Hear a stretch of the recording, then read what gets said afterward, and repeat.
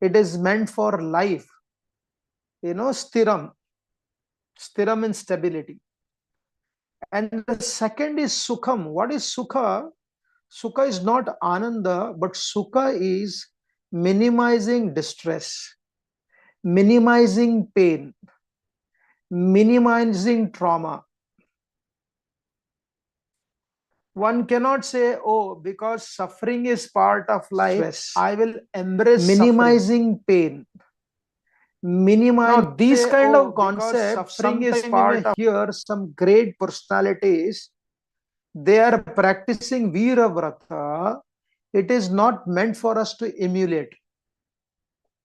That doesn't fall into the category of yoga. That cannot be system.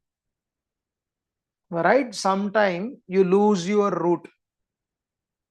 Your car breaks down and you're stuck in the middle of the night at 11 o'clock. And fortunately, you get some adventurous experiences, memorable experiences. But you don't tell people this is the process. You have to break your car down. You have to get stuck in the middle of the night and you have to cry, scream for support. Right? That is not the process. That is an accidental excitement. Otherwise, if you create a process out of pain, it will bring more pain, less stability, anger, frustration, anger towards God also. So imagine our rishis made this concept so deep and clear: Stiram, Sukham, and Asanam. Right? Therefore, Durga means fold. What do you experience in fort? You experience safety in fort. Today we were discussing, imagine in the name of austerity, if you are put in an inconvenient situation, in the name of austerity, you are placed in a situation which is nothing but mismanagement. Now, mismanagement cannot be called as an austerity. Mismanagement is mismanagement. Whoever is managing, if they managed it wrongly, you can't call it as a tapasya. No, tapasya, if you read in the Bhagavad Gita, it is tapo dana karma. These are very pure. That is consciously, systematically designed. Right. So therefore, this Thiram Sukham Asanam, this three proposition presented by our Patanjali Maharshi represents the life of Shiva and Parvati. It represents the life of Lakshmi and Narayan. Right? And specifically Shiva Parvati. Why Shiva Parvati? Lakshmi and Narayan are connected to the Vaikuntha sphere. Right? In one sense, we have access of them through, the kathas, through the philosophy, through our sadhana. But the access to Shiva Parvati is there everywhere. The moving of the Prakriti, the transformation of the Prakriti, the growth of the Prakriti, what does it indicate? It indicates the union of Shiva Parvati. When they are united properly, stably, that's what they are meant for, that's what they do. What does it create? It creates limitless scope for the Prakriti to grow. And therefore, every village you go, it doesn't matter whether you are a Vaishnava, whether you are a Shakta, whether you are Shaurya, whether you are a Ganapatya, doesn't matter. You are part of that village. Everybody will go to that Durga temple. And there will be a temple of Lord Shiva also, because they're so connected to Prakriti for us to understand our growth. So please, whenever somebody puts you in an inconvenient situation, there is already inconvenience provided by Prakriti, but that is not the goal of Prakriti. The goal of Prakriti is to create stability. The goal of Prakriti is to create Sukha. The goal of Prakriti is to create proper posture. Posture means your position in the society. You are a daughter, you are a son, you are a wife, you are a husband, right? You need some position to function. And Shiva Parvati provide that. Ek sthirta ko dete, ek kshetra ko dete. They give us the kshetras. They give us the place to perform. And therefore, interestingly, the first marriage of Shiva Parvati, Lord Shiva was married to Sati. Sati was very attached to Lord Shiva. And Lord Shiva was also very affectionate to Sati. But there was one problem. What was the problem? Sati's father Daksha did not appreciate his own son-in-law. Imagine, very dangerous, very strange. He was very attached to his daughter Sati, but he completely neglected his own very son-in-law. Now imagine, how can one reconcile these two? So what happened? That when Sati, this is there in the Bhagavatam, when Sati wanted to go for the function which was organized by Daksha Prajapati, Daksha consciously did not invite the great Mahadev. And Sati saw so many people are going for this festival, the Devatas flying in their own plane. They're all flying over her, going with their family, and Sati is not invited in the very place of her father. So kya hoga? What will happen? It is but natural that you'll be upset, you'll be hurt, you'll be angry. And that is what Sati did. And she insisted Lord Shiva that I want to go there. Lord Shiva said, it is not the right place to go. If you go there, it will not give good consequences. But Sati was furious. Now she also became angry towards her husband, not because he was responsible. Her anger towards her father, she wanted to prove her point, and she stormed out of the house. A good lesson for us to learn. And she stormed out. She came to her place, her father's place. And unfortunately, father neglected Sati. And what do you think Sati did? Sati decided, here in the Purana, she quit the body. But if you take it properly, she did not quit. She basically disconnected a toxic relationship which was not fruitful for her to reconcile between her family and her husband. Right? It is in Kannada, Huttamane and Kottamane. The house where you are born and house where you go, if there is no reconciliation for a daughter, please understand, for a Shakti Tattva, the important principle is, when a girl gets married, when the Kanyadan is done, this is the only place, when Kanyadan is done, all other danas you actually proclaim, henceforward, this does not belong to me. When you offer the ahuti, Indraya Swaha, Indra is consuming. Vishnave Swaha, Lord Vishnu is receiving. But along with that, we chant one more mantra. What is that? Indraya Swaha, Vishnave Swaha. Then we chant Idam na mama. Now it no more belongs to me. I disconnect with that thing which belongs to me, but I've given a charity.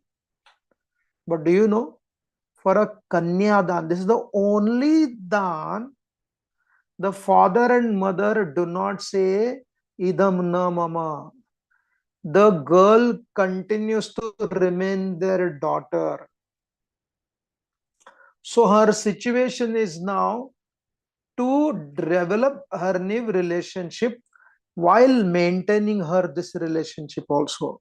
दोनों भी करना पड़ता है. Imagine for Sati it became so difficult. It became impossible. She is a Shakti. She's a powerful lady. Right?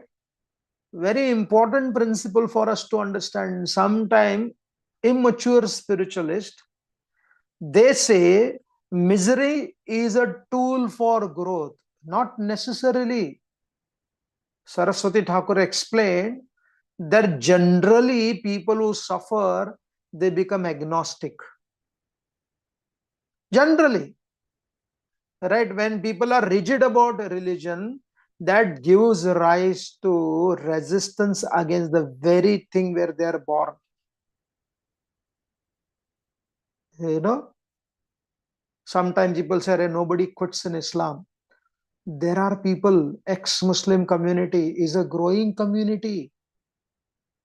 Whether it is ex-Muslim or whatever, when there is a resistance without logic, when there is a resistance without magnanimity, what does it do? It forces one to take a very strong stand against the very thing what they grew up with.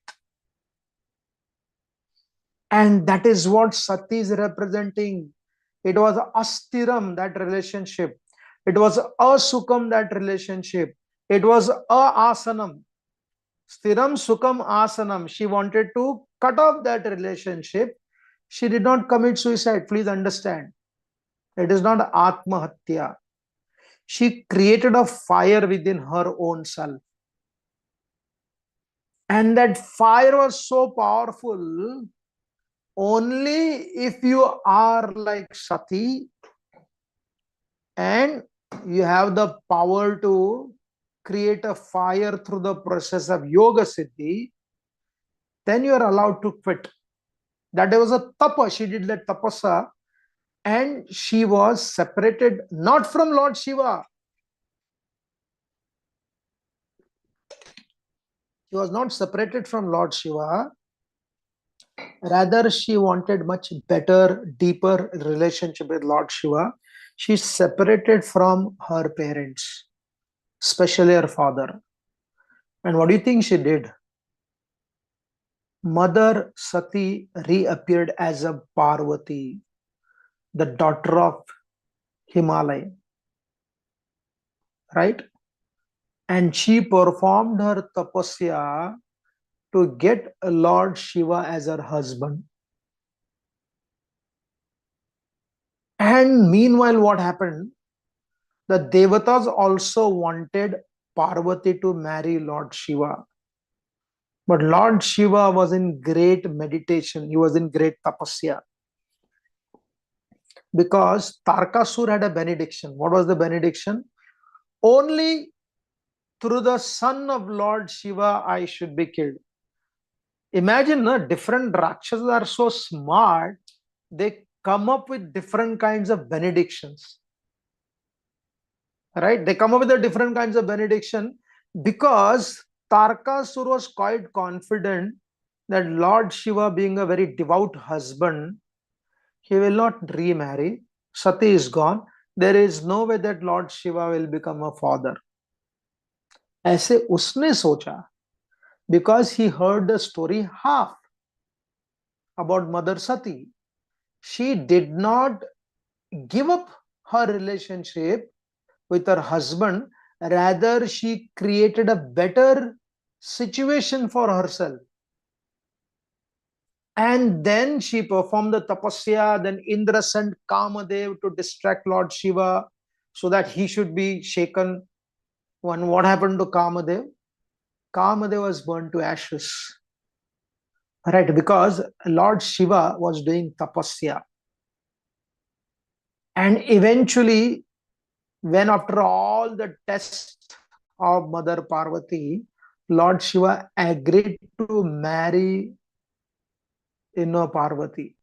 When Parvati and Shiva got married, that is what Mahashivratri is.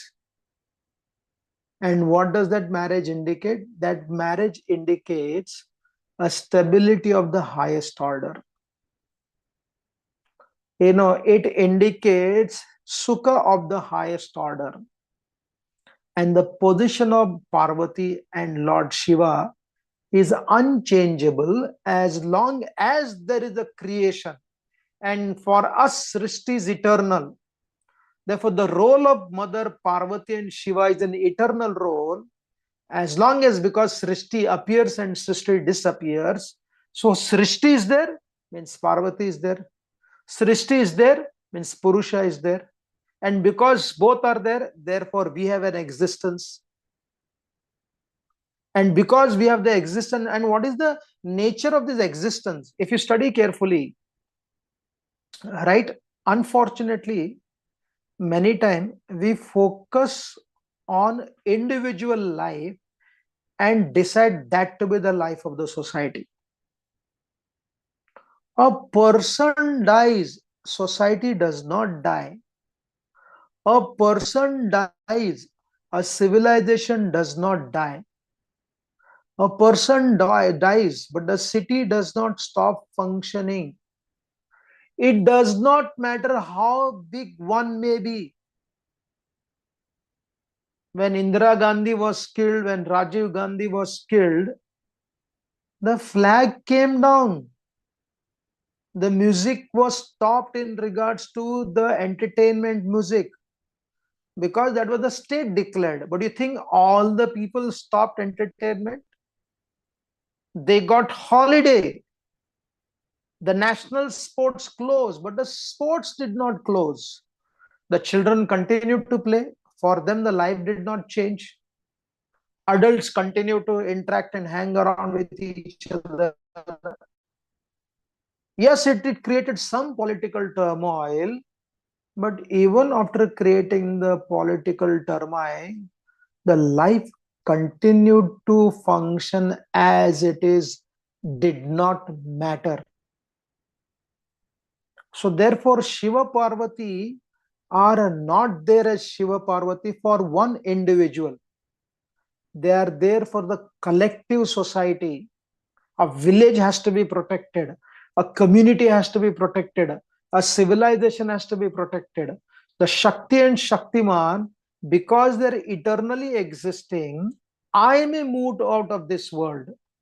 So the movement of the world does not stop. And therefore, if you study carefully, the society is always progressive.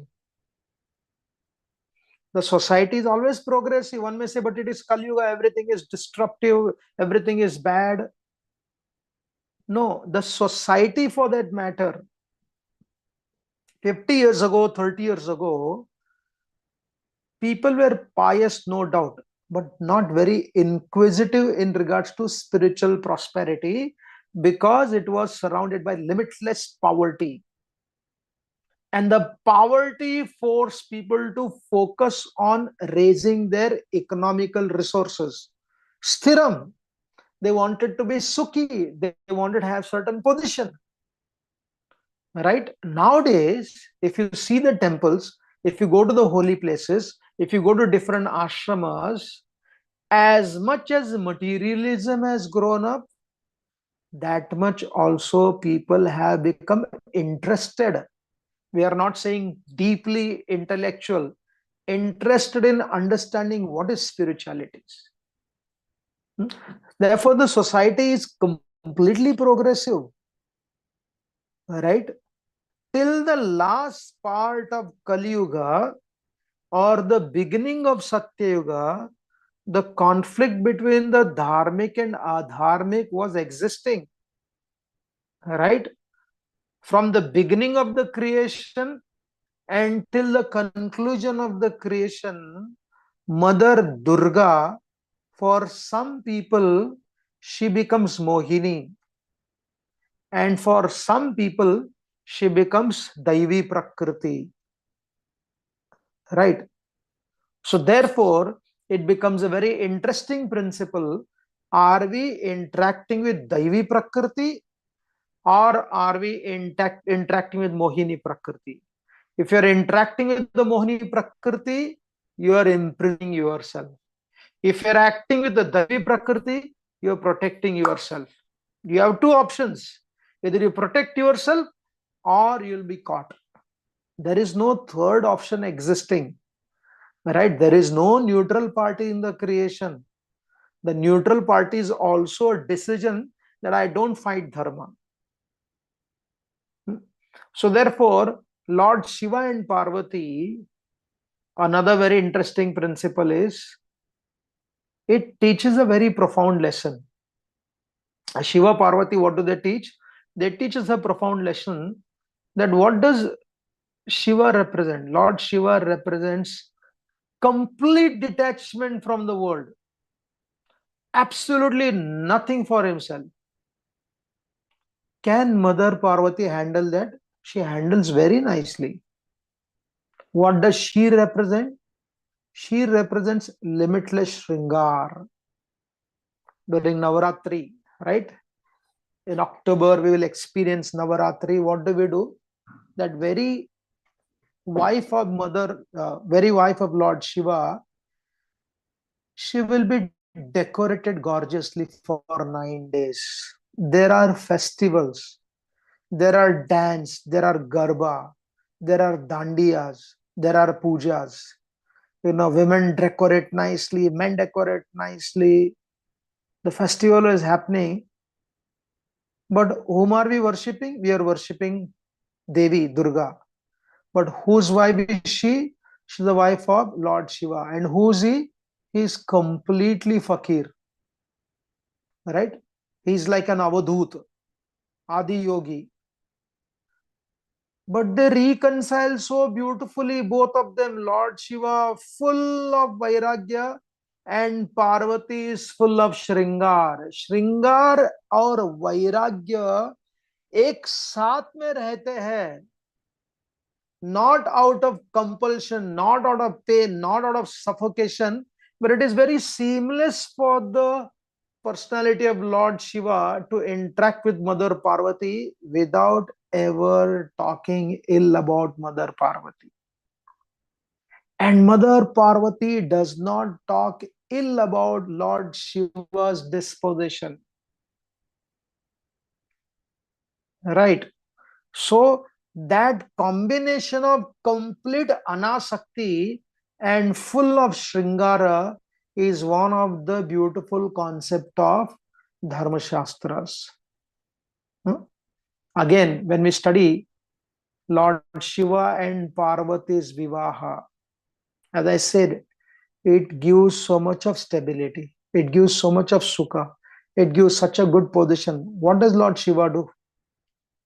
Lord Shiva, for that matter, when the living entities do not receive any body because of their bad karma, for whatever reason, he is eager to provide a body for the living entity. The goal of Lord Shiva is to provide a space. The goal of Lord Shiva, the responsibility of Lord Shiva, out of compassion, not out of compulsion. What does he do? He is looking for a right opportunity, a space, a scope to push a living entity who is not supposed to receive a body to give a body. And what is body? Body is nothing but an extension, the prasad of Durga Devi, the Prakriti, right? Only when the living entity has the body Ahankar. In the Bhagavatam, Lord Shiva represents the Ahankar of the living entity. Imagine if you have a Ahankar, but you don't have a space to display. You don't have a kshetra to display. Simple, when you're working for a company, the best way to throw you out of the company, especially you are accomplisher, you like to do something, what happens? You still have a job, but the boss stops giving you work. They make you restless. They cause you so much of anxiety. Are giving salary but not giving you the work. You are stopped from attending certain meetings. So what does it do? It actually hurts your false ego to such an extent that I can accomplish something. Why are they not giving me this accomplishment? I need my space to execute. So that desire to accomplish is the representation of Lord Shiva, Ahankar. Right? In the Bhagavad Gita also it is explained. Krishna explains that the ability in a human being is also representation of Lord Krishna only. I am the ability in man. So when you want to show something, that is nothing wrong about it. You want to prove something, that is nothing wrong about it. You want to contribute something, that is nothing wrong about it. You cannot be humble unless you are confident. Please understand. आत्म विश्वास के बिना नम्रता नहीं आ सकता. It's a very interesting and very important principle. Please think about it. Unless you are confident and accomplished, you cannot be humble. You can feel humbled. You can feel humiliated. And that's what happens. So what does Lord Shiva do? When you want to achieve something, you want to accomplish something, you don't have a body, you are moving around like a ghost. तब शिवजी क्या करते हैं? आपको एक क्षेत्र देते हैं. He gives the kshetra to perform. He places the living entity in the womb. And what is that womb? That womb is nothing but the prasad of Durga Devi. It is the kshetra. It is the space. It is the place. It is the family. It is the body. It is the womb. This is all an extension or the energy of Durga Devi. So Shivji identifies your ego and gives you the space. Parvati Devi gives you the shelter for you to have a space to function. Right? And therefore, unless there is a space to function, and unless there is an ego for the space, the progression doesn't happen. Imagine how deeply Lord Shiva and Parvati are involved in everybody's life. It doesn't matter who you are. And therefore, there is a symbolic explanation also. Let us not get into the debate here. We are learning Shiva Tattva. When Lord Shiva is getting married, then the priest, as far as I understand, Brahmaji was officiating the ceremony. Whatever Shraddha is happening, whatever marriage is happening, what do? You remember your Gotra, you remember your father, you remember your grandparents, you remember your great-grandparent. You need to know at least 3 generation names. There are some people who remember 7 generation. They keep that tradition, Pitri Puja. Right? So when you recognize and offer your gratitude to your Pitris, the Pitri doshas don't happen. And the Lord also become very happy. Lord Shiva, he was asked, aapke pitaji ka naam? He took the name of his father, Brahmaji. Who is your grandfather? He took the name of Lord Vishnu. He asked, who is your great-grandfather? He said, Rudra. अपना ही नाम लिया उन्होंने. तो one में से, अरे then who is the origin? Please understand, it's a profound concept.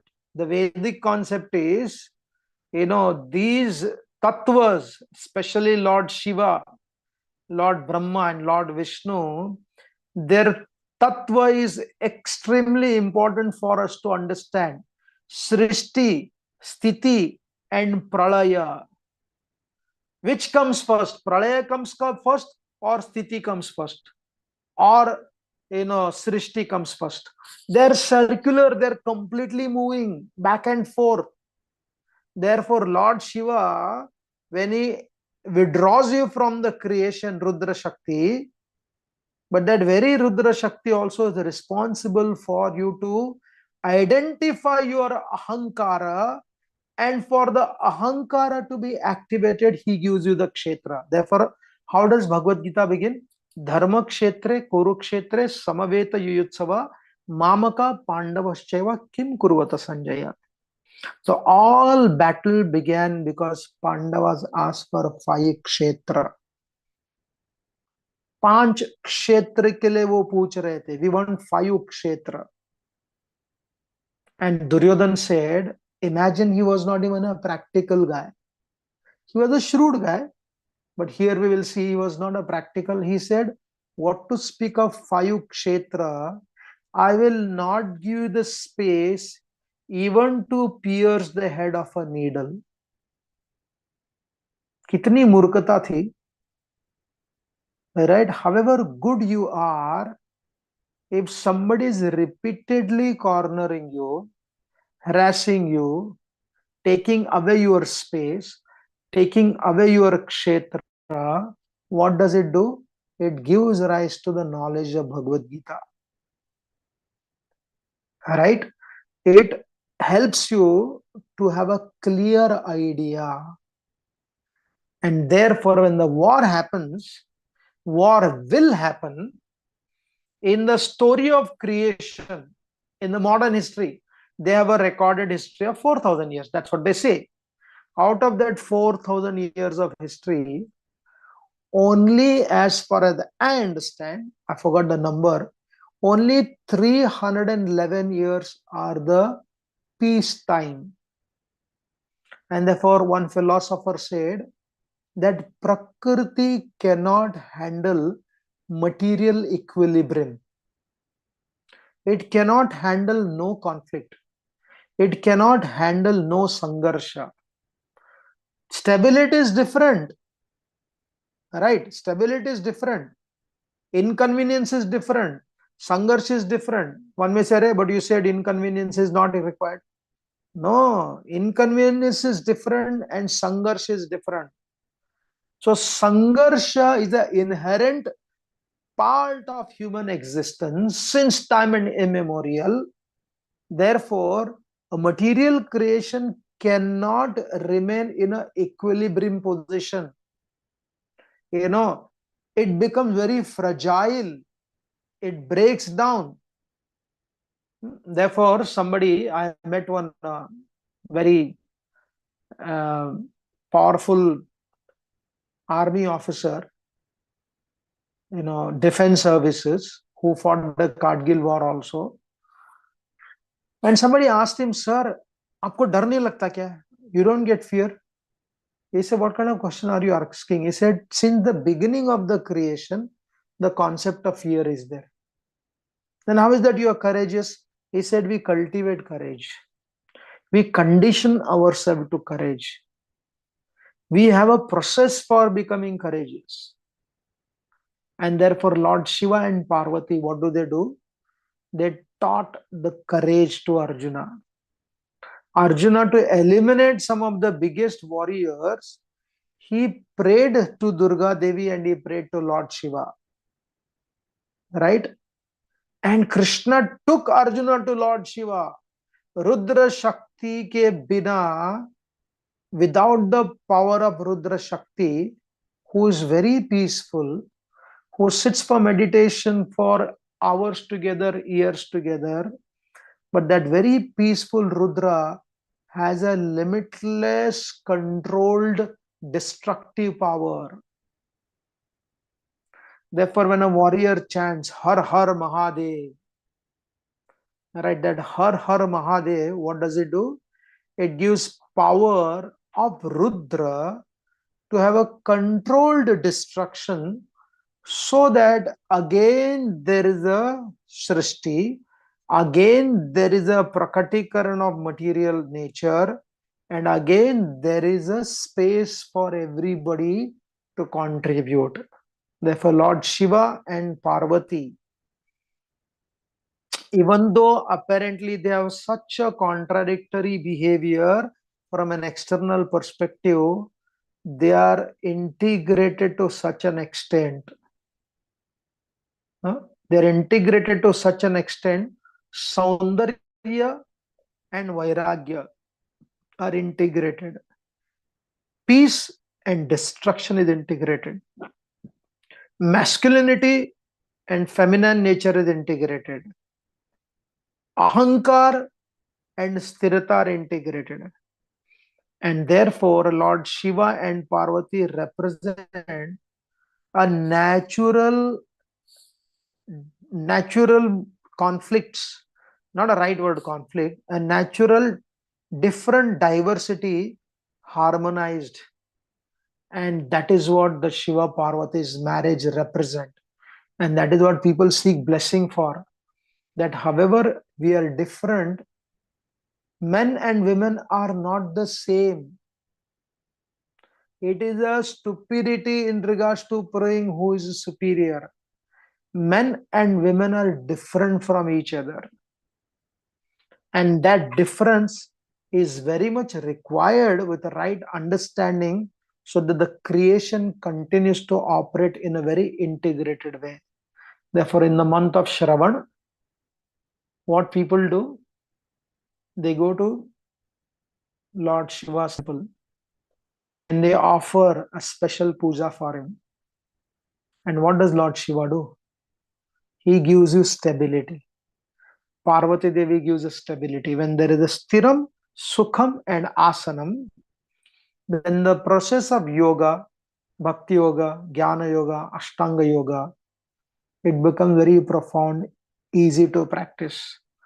Therefore, offering that profound pranams to Lord Shiva, who is all pervading, who is the power of integrator, who is a provider of space for our ego and place for execution of our ego through Parvati, should be worshipped by one and all. Thank you very much. Any questions or comment?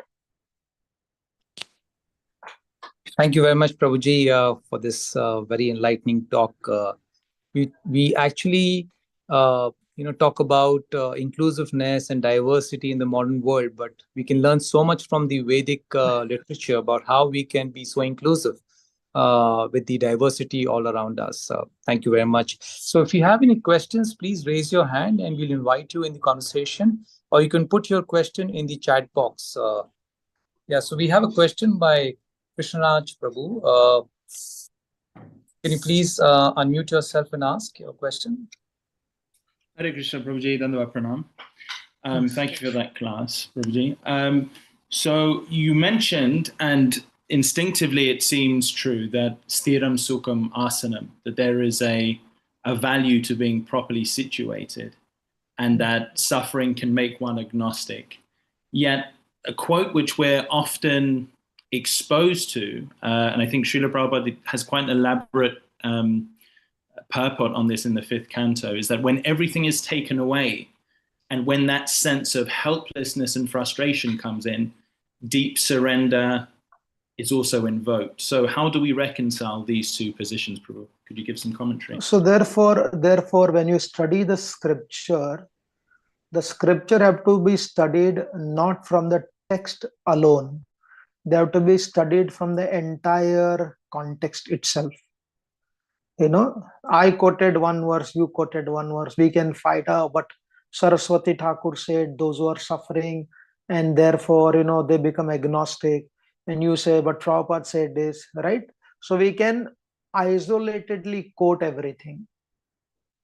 So suffering could be a tool for an inspiring personality to turn it around, to use it to grow. I gave the example of somebody driving a car breaking in the middle of the night and making that into an adventure. But if you study the scripture properly, the purpose of avatara, right, which is quoted by Prabhupada only, the purpose of avatara, yada yadai dharmasya glani. What is dharma glani means? Dharma glani means, read in the 10th canto of the Bhagavatam, when the Rakshasas posing as the king, causing so much of disturbance in the society, the Supreme Bhagwan appeared to create stability. Right? Now also, why do you think many spiritual organizations, they have a systematic presentation? The rooms are clean, the toilets are clean, the food is clean. When you come to the temple, your shoes are cared for nicely. Why do we need to do this? Why not there is a recklessness? Why there is no chaotic condition. When there is a chaotic condition, one may say, I can be intense. That's a very artificial way to grow in life. It is not meant for everybody. These are very rare cases. Therefore, whether you take Upanishad, whether you take Vedas, whether you take Mahabharata, whether you take Ramayana, the Avatara principle, they come to create a stability so that it becomes much easier. They do not promise that the pain will be completely taken away. It's a land of duality. Their effort is to minimize the pain, maximize the stability, but they don't say like the communistic people, oh, we will flow, the river of honey, we'll create such a society that everybody will be happy, we will eradicate poverty. No, minimize poverty, but you cannot take away the poverty. Minimize the suffering, maximize the stability, but you cannot guarantee, because it is a land of duality. So therefore, see all the scripture and understand, in what context that is quoted. Certainly, if you are placed in a situation where you have nothing to look forward, but don't create a situation where you have nothing to look forward. Don't throw your wealth in the garbage. Don't throw your stability, security, and try to become spiritually advanced. If that happens, by the will of destiny, then what you do? Then you take complete shelter. Draupadi took shelter of Krishna not at the cost of renouncing her relationship with other Pandavas. They kind of did not protect her, but she did not denounce them, renounce them. She continued to function as a wife of the Pandavas while taking shelter of Krishna completely. So therefore, there is no contradiction in what you are understanding and what I quoted. We have to see the whole context of the scripture and see what is the main focus. Why like this? Then we understand all the avatars, their main goal, yoga process, is to create stability, it is create sukha, and it is to give a right position for everybody so that they can function properly and achieve the perfection of human existence. Does it make sense? Thank you very much, Prabhuji. Truly, stability is important for even progress in the spiritual path. Request Meenakshik to please unmute yourself and ask your question.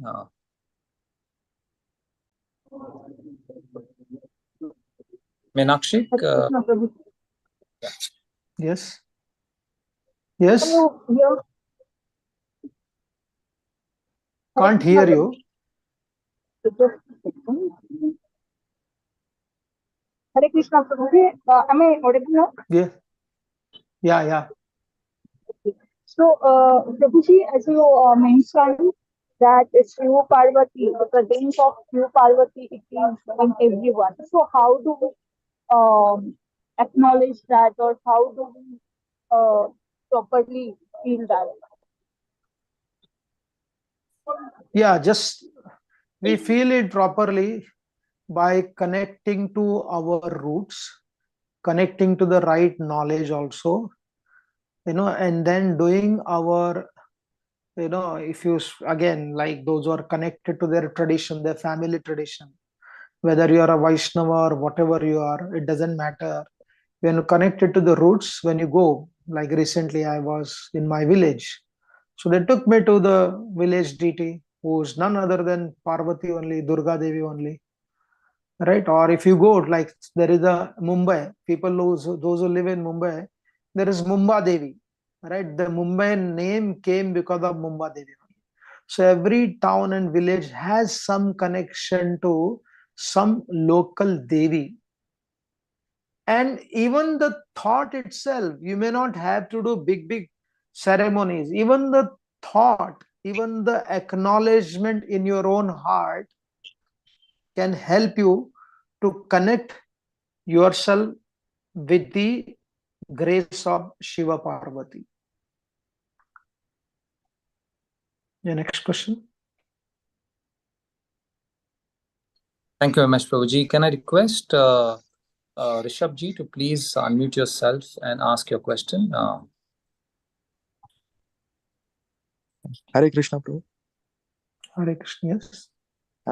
Yes Prabhu ji, जैसा आपने कहा कि कई बार जब instability आती है तो agnosticism को जन्म देता है। हाँ जी।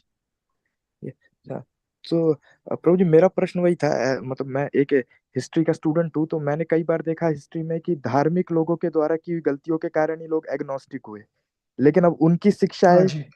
गलत तरीके से प्रस्तुत की जाती हैं जो एग्नोस्टिक हुए थे। तो जिनके साथ गलत हुआ अब वही गलत कर रहे हैं, तो इनके साथ मतलब इनको हम किस तरह से मतलब वो कर सकते हैं? Yeah, therefore, again, if they're perpetuating their violence with their progress, see, whenever the unfortunate reality is that the politicians, the wrong historians, what do? They try to divide the society. When the society is divided, it simply increases more instability, more challenges, more difficulties. तो उसका परिणाम, how do you deal with that? Again, there is no greater power than knowledge and discipline governance, right? So when there is a discipline, governance and knowledge, it can help people to recognize and understand, okay, we are being perpetually used for the difficulty what we went through. Like if you study in the Western world, the Black Lives Matters, right? Those who made the activism out of it. एक होता है संघर्ष करना, समाज को जोड़ के ले जाना, लोगों को एम्पावर करना. But if you use that to divide the society, the difference between the liberals want artificial unity, everybody is equal, right? And the leftists want segregation. Oh, these people should have a different facility, that people have a different facility. So the leftist ideology is to break society into splinters. They don't like people wanting to be together. They don't like white people and black people operating together. They don't like a Republican married to a Democrat. वो तोड़ना तोड़ना मरोड़ना जानते हैं. They don't like, the Dalit and the Brahmanas are coming together. They say no, this is not good for us. So they perpetuate the violence at the cost of the very people whom they're supposed to support. They don't support, they don't empower, they simply use them. और जब इसको समझ लेते, those who understand these people, they realize, oh, this is not correct. Recently, one Ananda Ranganath gave the statistics. He said, go and see in Hyderabad, where OIC is the head, what kind of conditions the Muslims have. So जब ये statistic दिया जाएगा, लोग समझेंगे, then people will start changing. So it's a continuous, that's what I said. War is not literally war on the battlefield. War means the knowledge has to keep fighting the wrong agenda. Why do you think movies like, where there is a raw power, raw heroism? Abhi Gadar ne itna paisa banaya. Because people want to do that, they want to experience that. लेकिन अभी क्या हो गया? Go to the theater, watch it and feel some kind of imaginary victory, because the battle is not very easy to fight. But without the battle, life is still struggle, right? A lot of people went out of India hoping that they will have a stable life because they were mistreated, they were not given opportunity. And some of the states in America, they are also trying to bring out this so-called Dalit discrimination in America, right? America is trying to ruin their own society. तो ये जो division है वो समाज में लोग करते रहेंगे. That's what Duryodhan did. That's what Shakuni did. That's what Dhritarashtra did. That's what Tataka did. That's what Subahu did. Right? But there has to be power of Lord Ram, power of Lord Krishna, power of Chanakya Pandit, who try to unite the society. Who can offer a better option to Duryodhana than Sri Krishna? Duryodhana deserves death penalty many, many times. for his nefarious activities. He said, okay, you're a family member, give something to the Pandavas. Let us work together. If you work together, even the Devatas will not actually look at you. Same thing. If the Bharat is united properly, then it will not manipulate, harm anybody, wants to provide others, because that is what Dharma says. Even this retired army officer was saying, he said the difference between the radical nationalism in the European world and the Dharmic Rashtra is a completely different. He said, I as a soldier, he said, I am a nationalist, but more founded in the principle of Dharma. धर्म निकाल के राष्ट्र बनो, फिर वो हिंसक बन जाएगा, क्रूर बन जाएगा. Okay? Yeah. Thank you, bro. Yeah. Thank you, Prabhuji. Can I request Aishwarya ji to please unmute yourself and ask your question? Hare Krishna, Prabhuji. Yes. Prabhuji, what is the meaning of Sankarsh? What is that? What is the meaning of Sankarsh? Sankarsh. The word Sankarsh you are asking? Yes, Prabhuji. Yeah, Sankarsh, the Gurutwakshana Shakti, that gravitational pull. Right? Samyak Karshan. Samyak means integral.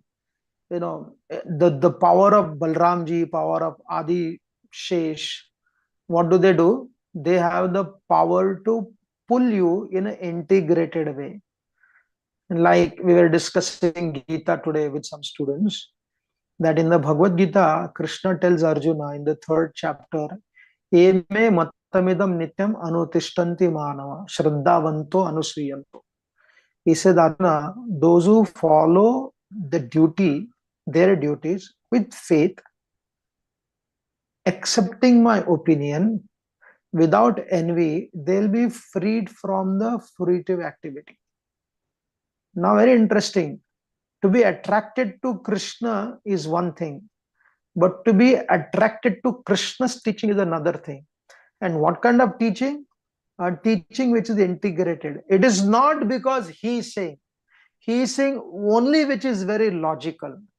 Right? So similarly, there is samyak sankarshan, means your attraction should be integrated. There should be some fascination for dharma. There should be some affection for artha, means making wealth. There should be some happiness, that is, kama, and then ultimately leading to mukti. Therefore, Krishna says, yukta hara, yukta vihara, yukta chesta sukarmasu. Appropriate food, appropriate rest, appropriate work, appropriate wake up. Right? That is called as yukta. So when that yukta is not there, there is madness, there is an obsession. That obsession, that akarshan has the power to pull us down. But the Sankarshan Shakti, it has the power, just like the Sputnik, to go beyond the space and float forever in the eternal sky.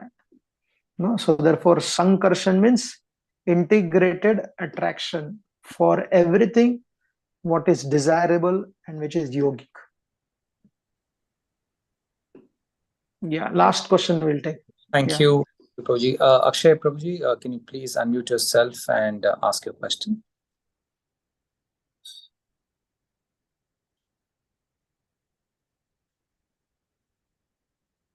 Akshay Prabhuji, can you please unmute yourself? Sorry. Yes, Prabhuji. Actually, yeah.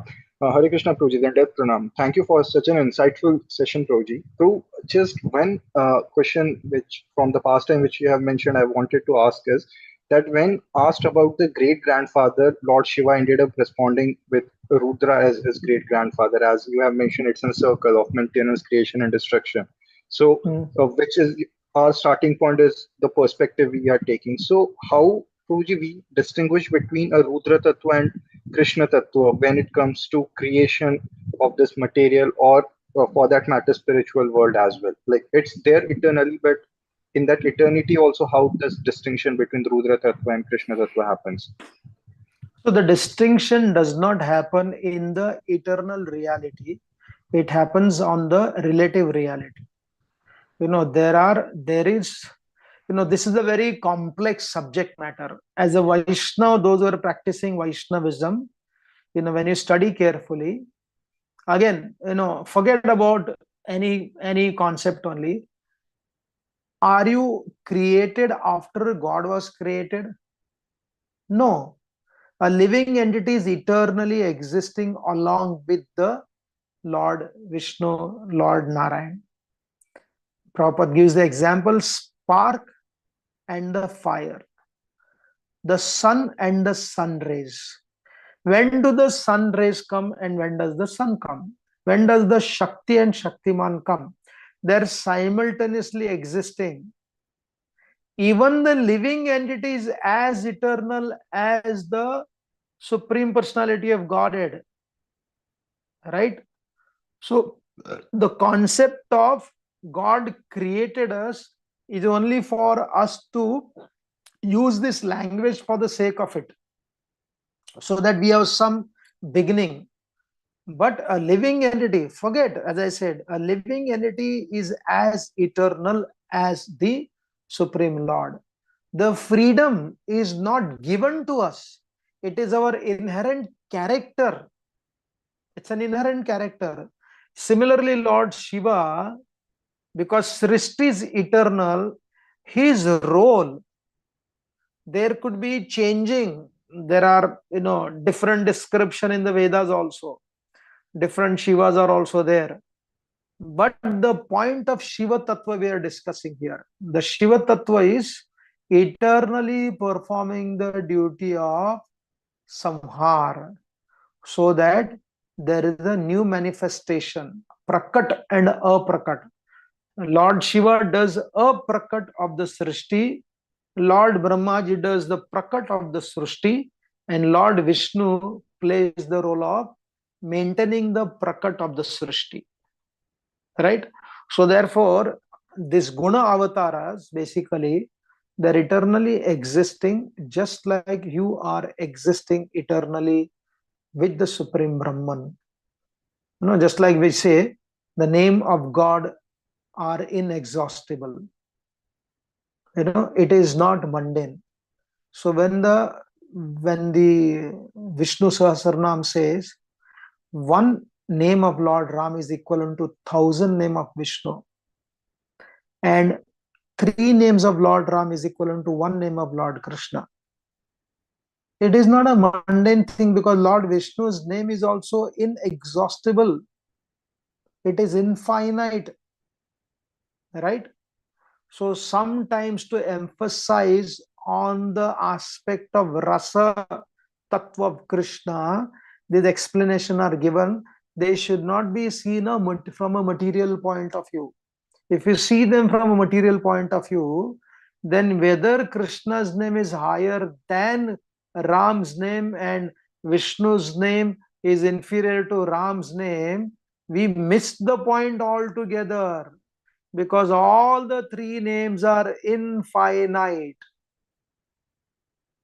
So it is seen from the rasa perspective, not from the power perspective. Therefore, Sripad Madhvacharya explains, creating a distinction between one avatara to other avatars is not the right way to see the things.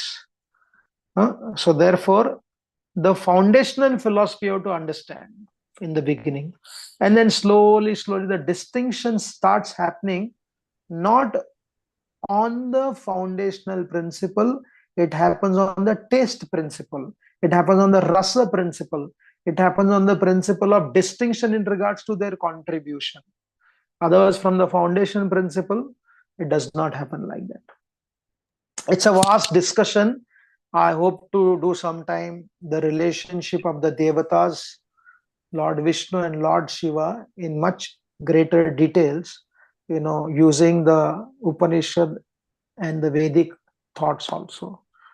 Till then, we will stop here. Thank you for your kind attention in the month of the Shravan. Hope to see you soon. Thank you. Thank you very much, Prabhuji. Hare Krishna, Har Har Mahadev. Hare.